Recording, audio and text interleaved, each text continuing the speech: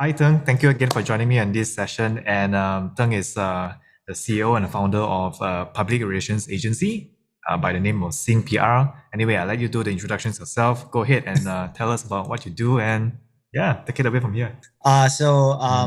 You mentioned, I'm the founder and CEO of Sync PR. So we're a content marketing and PR agency based in Singapore and Malaysia, Indonesia, and then we got a small team in India. We cover Southeast Asia primarily. We help primarily startups, but we also work with bigger companies and government agencies and stuff. But startups and SMEs, especially those looking to grow really quickly, are kind of our bread and butter. Now, tell me what you do in a PR agency anyway. The people watching this doesn't know what a PR agency does. What's the difference between a PR agency and a media agency, So I'll say one thing right off the bat is PR agencies are not all about media relations and talking to media, press releases. That's a big part of what we do, but that's not even close to 100% of what we do. Primarily our goal is to help our customers achieve their business outcomes, whatever that might be. And we use media and online platforms and channels like that kind of as the main driver for success for our clients. So it's something as simple as basic as I've got a client that is looking to launch a new product in the market, or they've had a brand new partnership with another big company. How do they make sure that their potential customers, their potential partners know that? They use a PR agency in order to send out like something like a press release, secure interviews for them so that they can talk about it in the media, and the media then spread it out broader to the broader market. So it takes a bit of like understanding of the company as you do this, as you acquire a client and also like onboard them. Typically, how long do you take to understand this company before you are able to come up with those press releases and all that kind of stuff?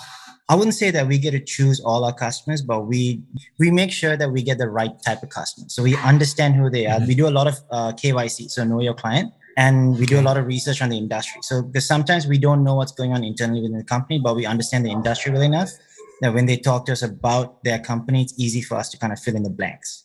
A lot of what my team does, a lot of what I do is really heavily based on research. It's research. It's actually asking the client the right questions. If someone is working with me and trying to, and as a vendor, so they're trying to sell me something, or I'm paying them money to do something, and they're asking me all the wrong questions. I mean, it's very easy to sense that frustration. Is what we try and do is we try and ask the right questions, because while we don't know, we can do enough research to at least know what type of questions we should ask. And then that allows us to actually kind of understand more about the client, understand more about the customer, what they're trying to achieve faster. And I think with more clarity than if you were to just go like really generic, hey, describe what you do, tell us your USPs, those are kind of very standard questions that don't make any sense. So you mentioned like you are about helping startups. Is there a reason why? And in terms of startups, are you like reaching out to those startups who are funded or the smaller guys? Where we see the most potential would be companies that are in growth phase. So that usually means there's some form of funding, or they're a couple of years in, maybe 3 years in. So they've built revenue, their cash flow is pretty decent. So they have money to invest into growth.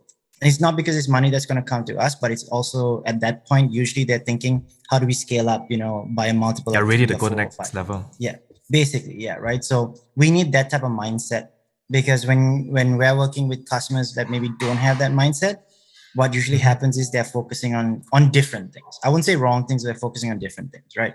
It makes our job slightly harder. It's not easy to measure that value. But with growth, it's really easy to measure that value. I'm making more money. I'm getting more customers. Values already, it's right there. It's really straightforward. So we look for that.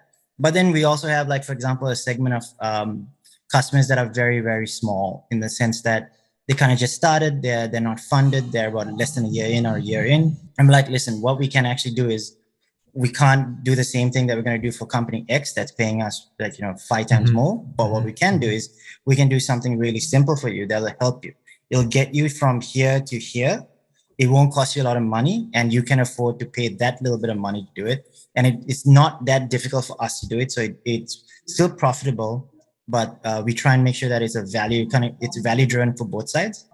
That's been the hardest thing for us to build. So I hesitate to use the shortcuts, because I think that is a negative connotation, but kind of ways to automate as much of the process, or to reduce the amount of effort required in that process, so that we can still do something. It's still valuable. There's still good outcome, but I don't need 6 consultants working on that continuously. You're doing a lot of things that's on a bigger spectrum of things, right? And some of these things are not necessarily measurable or trackable in some sense. So with most startups, with most companies, they're very numbers driven. You know, we want to see our sales increase, our revenue increase.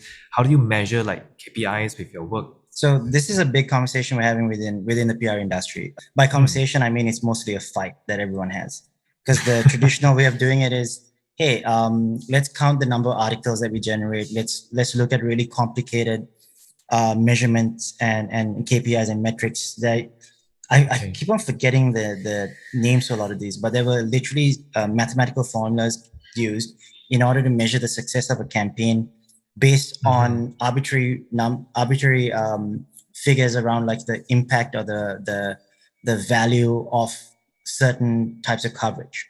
One of the most common methods is that they use it. It's going out of favor now, but they still use it. Is PR value and ad value. So they take the advertising value of, say, an article or a newspaper clipping, and then they multiply that by the PR multiplier, which is either 3, 5, 7. I've seen 9 before, but that's not that common. It's 3, 5, or 7. And then that becomes your PR value. So you can generate 5 million ringgit PR value because you generated X amount of articles that were equal to that. What I found is that has zero correlation to actual business success. So what we do is we try and understand what the clients want. I would say 90% of my clients want something very straightforward, which is, can you get me more business? Can you get me more customers? And a lot of them say, can you increase my revenue? So the only thing I have an issue with there is revenue, because I don't control the sales and I don't control the ticket size of what you're selling the customer, right? But what if we can go literally take one step up, and we can relatively control that, which is, say, inbound lead generation.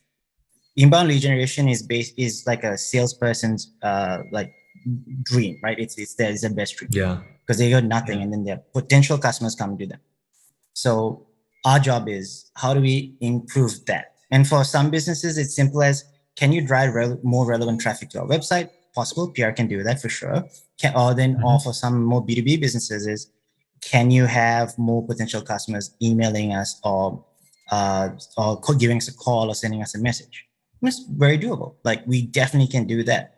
I mean, we kind of put our money where our mouth is, because we changed our sales model based on the work that we do. So we used to have a very outbound sales model. We'd send cold emails, give calls to get potential customers. What happened more recently, and I think in the last year and a half to 2 years, is we're almost, I wouldn't say only, but we're almost completely inbound lead generators. So it's through our SEO, it's through our content, it's through any PR that we do for ourselves. 90% of new business is kind of driven through inbound. Wow. And it's been very successful for us in reducing the amount of work required from our part, because I mean, it was super difficult having to do sales across like 3-4 markets outbound, then had to like localize for different markets, you had to do research across the Malaysian market, Singapore market, and India market, and Indonesia, completely different from each other, right? So your sales team handling all those, you kind of have to localize them a little bit. You've got to give them they have to be completely separated from each other. I'm not saying that you shouldn't do that. Eventually what we'll do is we'll bring back outbound sales when we're bigger, and then we'll do inbound and outbound. So it'll be kind of the same thing, right? When we'll just be able to scale up at the same level. So that's kind of the goal later on. But for me, and I'll say this purely for me, inbound is kind of the best way to measure success. Inbound and website traffic is kind of the best way to measure success for your PR campaign. Right. So you mentioned that you do a lot of inbound marketing for yourself, right? How long did it take you to see some results when you started from the first piece of content you put out about what you do? Okay. Yeah, I mean, with inbound marketing, it always takes a bit of time to see the results, right? Realistically, it took 2 years, but that was also because we weren't really focused on it. We worked with other customers where we helped kind of build maybe not their inbound funnel that much, but we really worked on their PR, and then we worked on their content. How can you set the infrastructure or kind of the base level for your inbound marketing, right? I mean, they see results within a few months, like 2 to 3 months usually. But that's also because they have the infrastructure there. They have a brand presence, and then it's a lot easier. For us, we didn't pay any attention to it, and we started from zero 4 years ago. So it just took us time to get there. And I was like, I can't afford to wait, 6-7 months before something comes in. I'm going to do it outbound as hell. And whenever I have 5 minutes, I'm going to try and like do content, get on LinkedIn, try and work on our SEO and all that stuff. So right now, like SEO is our primary kind of driver for inbound. Then it's PR, and then it's like social media content. Right. And some people say SEO is dying. Definitely not. I have no idea where that came from. The people are saying SEO is dying are the ones putting their videos online on TikTok, on YouTube, and stuff like that. And like, how do people find you? It's literally they're searching for stuff. Like the TikTok's the only one where the feed is kind of shoving it in your face. But for the most part, like people search more on TikTok than they did on Google for, I think, for like a 1 month. TikTok kind of beat Google in terms of number of searches done, right? Search is just changing. It's not dying. SEO, in fact, is, if you ask me, becoming a little bit more exciting than it used to be, because it used to be a wall of attrition in terms of numbers. I mean, it was just how much content can you create? How many words can you pump out? Like, here's a really simple methodology for creating content it reads horribly, but it drives traffic. What's happening now with SEO is they're getting smarter. The search engines are getting smarter. TikTok's kind of shifting all of that. Nobody understands the TikTok algorithm that well. I don't. I'll flat out say it. I don't understand TikTok algorithm that well. Google is now also getting smarter. Their NLP, so natural language processing, is getting better.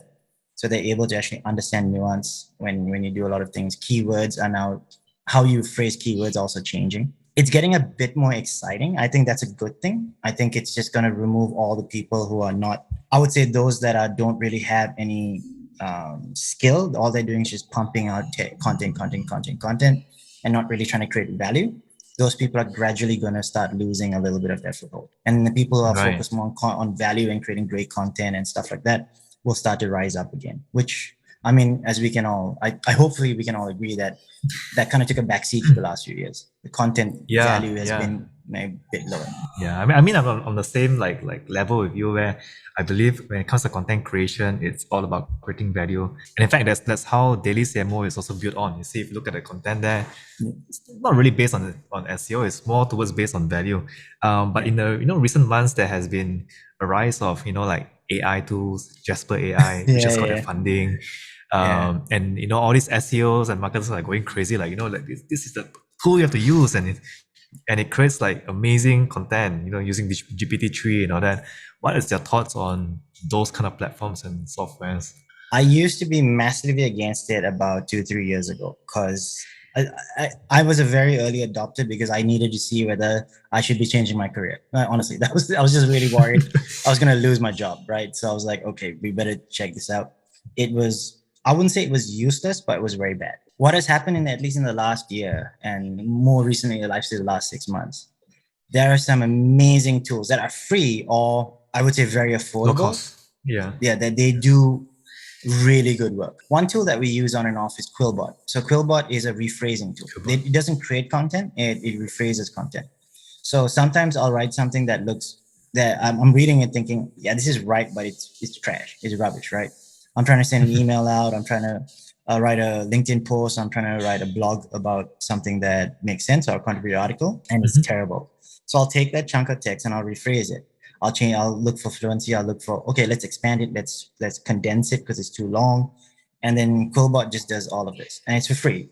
There are limits to it, obviously, because it's free. You can pay and remove all the limits, but you just want to try it out. It's completely free. It does a great job. I will look at it, say, okay, this has saved me 50% of my time.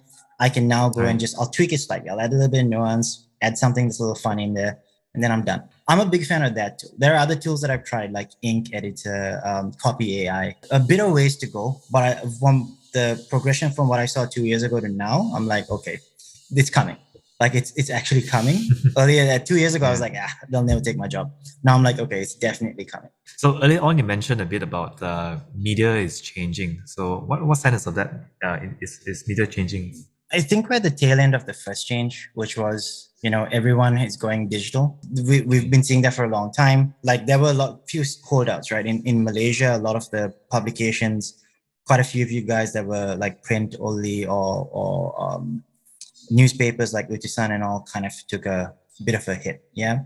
Now Utusan is back digital only. They kind of missed the boat, I think, in certain markets. So Malaysia was one, Thailand was another one. They kind of stuck too much to a traditional form of media, and they weren't aware that consumers were getting younger, older consumers are starting to realize, hey, this internet thing is really useful. And people will start also absorbing content in different ways. Right. We're entering a new phase where people are going to start realizing that how we write content is also different. How we when we do interviews, when we do stories, versus trying to just pump out a lot of content, people are going. Hopefully, this is my view. Hopefully, people are going to start looking at how do we generate value, and instead of focusing on the volume of people coming to my website or volume of people reading, we start focusing on the value of the people. So are these people valuable? Are they converting something? What are the demographics? Will advertisers pay more for 50,000 high value readers? Or will they pay more for, I don't know, they've got a mix of like 250,000 people, but like maybe 70% like, have no spending power, or bots from like online bots or people from other countries that have no relevance to my content. I think we're starting to see a bit of that now. And usually what I do is I look to the US first, because they tend to drive the evolution of media first. And one thing that I'm pretty bullish on is the fact that podcasts are going to be the next big thing in Asia. Podcast. I've been saying, podcast. Okay. I've been saying for 2 years. Fingers crossed that I'm right. I'm waiting for the "I told you so" moment. One day it'll come. One day, I'm sure.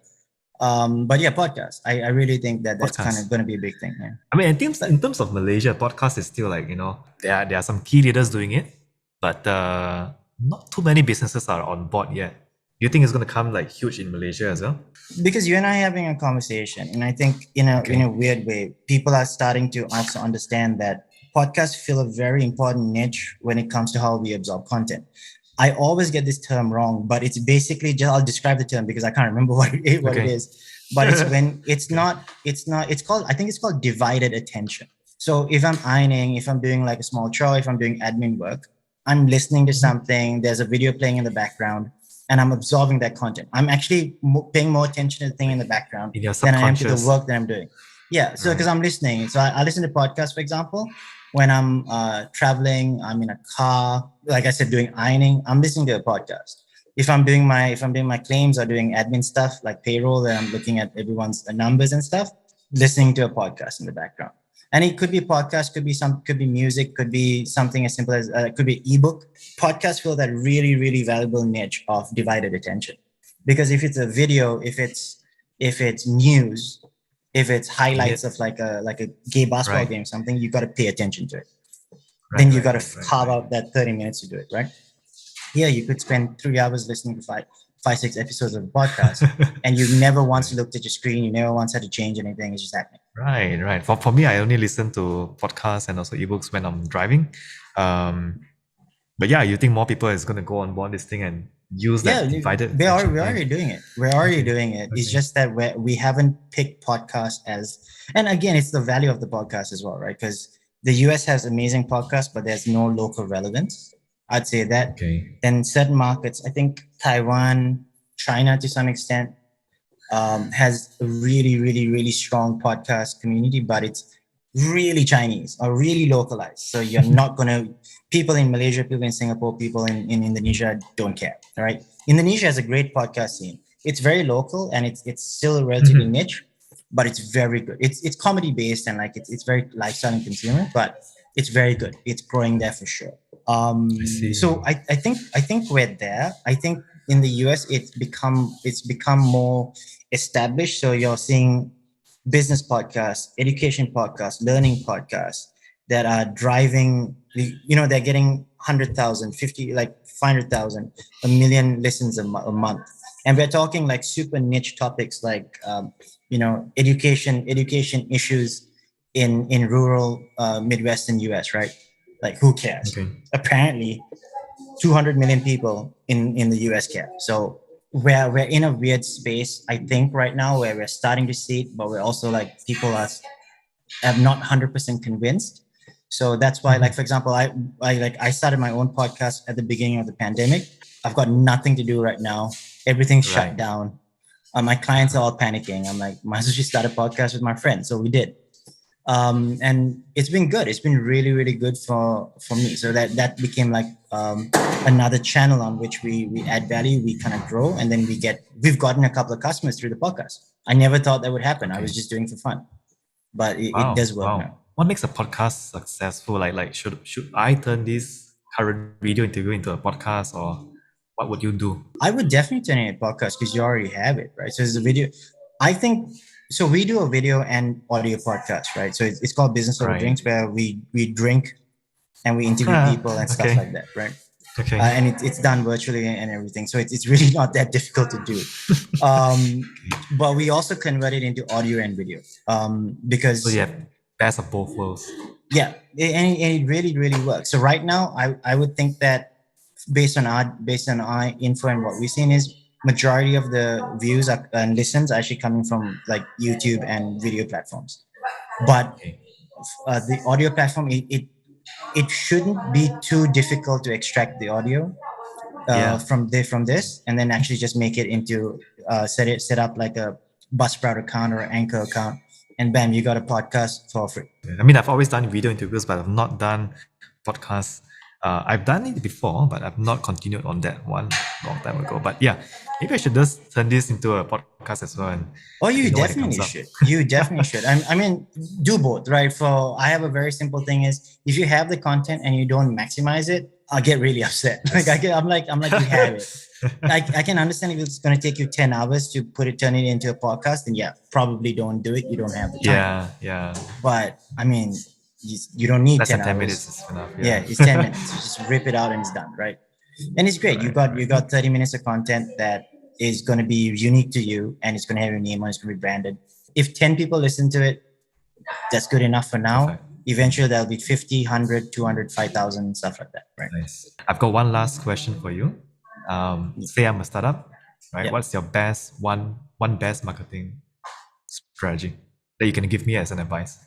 Okay, I'm not saying this only because I run a PR agency, but my best advice for you would be, if possible, do some PR for yourself, even as a young startup. I think startups get too focused on operations and kind of the tech and building stuff out, which is very important. Mhm. But maybe they should spend 10% of their time thinking, how do I market my startup? So do a little PR for yourself. Get your brand name out there. You'll be amazed at doing one or two interviews. If it gets picked up on even a small technology publication or your local newspaper or like a radio series. If you get one customer from that, your return on investment is insane because you spent nothing other than maybe taxi fare and like a little gel for your hair, and that was literally it. You did an interview, you got one customer. You're already making a ton of money off that already. So just do that. The return on investment on doing PR is insanely high. And I think a lot of people don't. The reason is we can't measure it in the same way we can with digital marketing. So people don't see it that way. But as a young startup, you can measure it so easy because you have no customers and now you have one. That's your return on investment. So thank you again for speaking with me. I learned a lot from you. How do people find you? Can you do a shout out? Go to the website. Go to my website. So syncpr.co, syncpr.co, or look me up on LinkedIn. Reuben will put my spelling on my name because it's quite hard. You can just look me up on LinkedIn. Yeah, that's the best way to do it, man. Hey, no worries, Reuben. Thanks so much for having me on, man. I appreciate you.